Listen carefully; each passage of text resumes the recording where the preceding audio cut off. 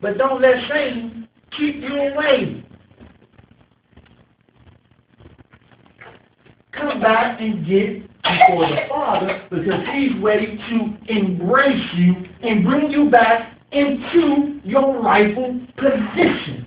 Because the scripture said, while we were yet sinners, Christ died for the ungodly. Don't let those people tell you outside and say, when I get ready, I don't have a suit, or when I get ready, then I come in. No, Christ has already did it. It's the blood that redeemed you while you was yet an enemy in your mind. It was the blood that redeemed you, that redeemed us. It was the blood. We are purchased. The song said, we are not what? What was that song? We were singing it. My life is not you right. Whoever wrote the song was right. Because Christ redeemed us by His blood.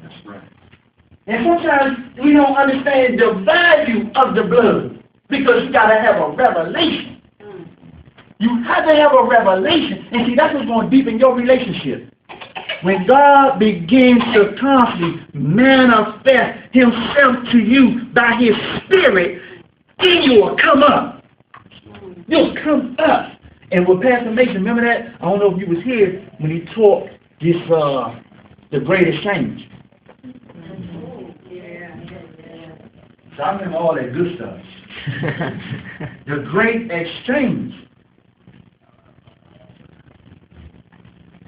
The Great Exchange. See, don't let those things like that slip. Because the Great Exchange speaks about the inheritance. Things that belong to us. See, what the world would do was be speaking loud. Want you to chase after this. I gotta have this. I gotta have that. Want you to find your identity in things and people and places. But your true identity is what God says you are. And sometimes you gotta fight that. Because that, when it don't have a value to you, you're not gonna value it as nothing.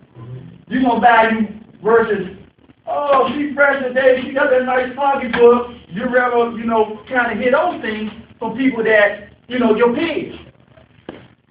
Because when you really start living for Jesus, some of them going to leave.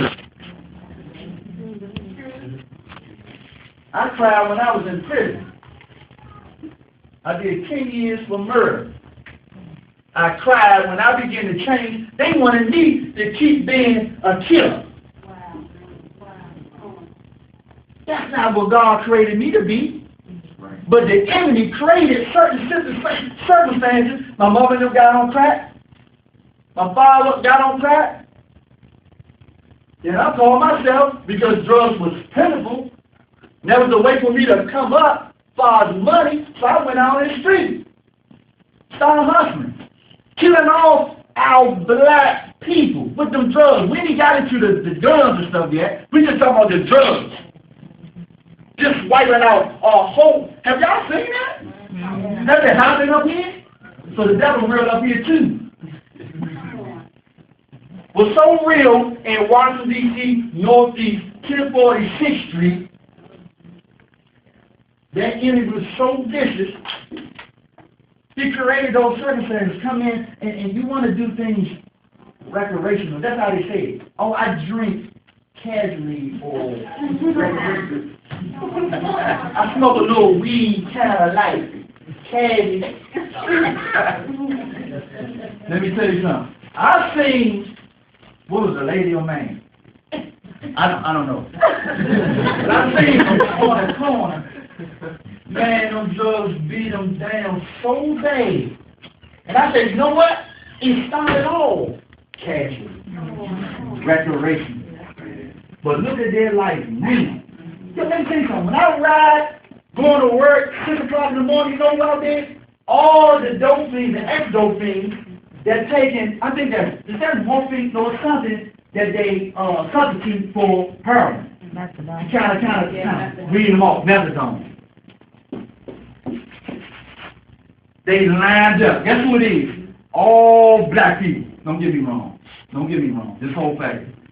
All black. I'm just talking about my community and blacks. Don't get me wrong. Listen, all blacks burnt out, just burnt, lit, black, just look bad. All of them got the same swagger because what? This is what we've been doing for years.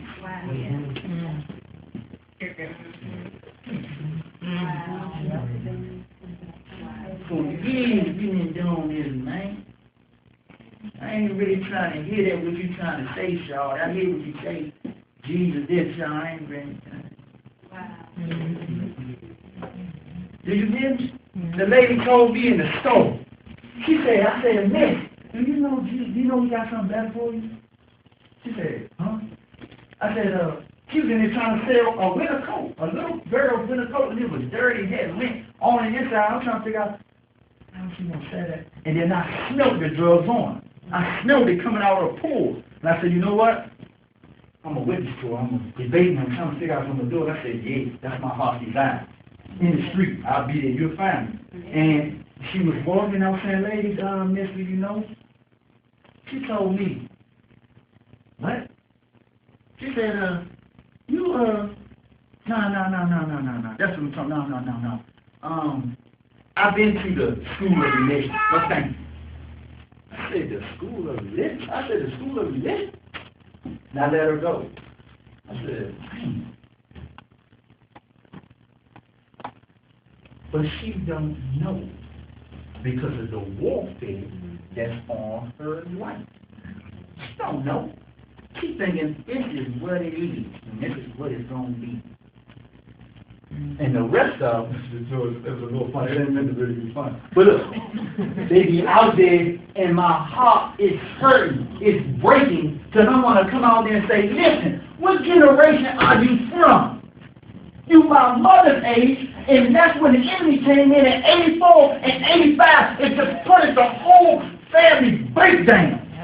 Then people like me gonna see, oh, they got the drugs over there, so I can get food. I'm gonna get the little pack, get that, go down Fifth Street. That's where I was at, down Fifth Street, wasting my whole little life away. But God, wasting my little life away. So I'm out there.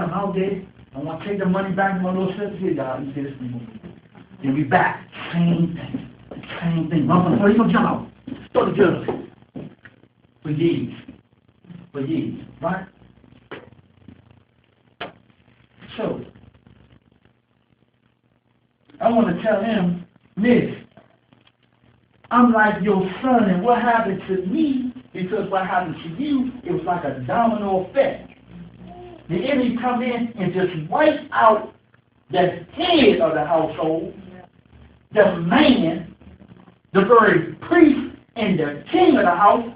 Once I gave him to smoke and drink a little bit, just a casually, he won't even be what? It is not enough to pass it down to his youngest. So I'm going to wipe him out, and then he out there hustling and banging and doing that. Then I lock him up. Then he can't raise him. He can't raise him. Then the streets will raise them, youngest, and next thing you know, they out there banging every day. That's my story. You out there.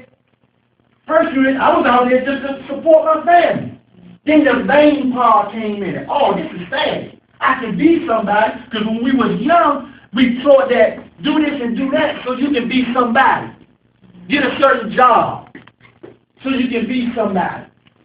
So if you're not careful, you're not a balance it out, you become like a people pleaser. As you grow up, if you don't balance it. So then, as you know, you out there in the main part of it because you can say, oh, this can give me that girl. Oh, that car. You see what I'm saying? No, we doing consuming each other.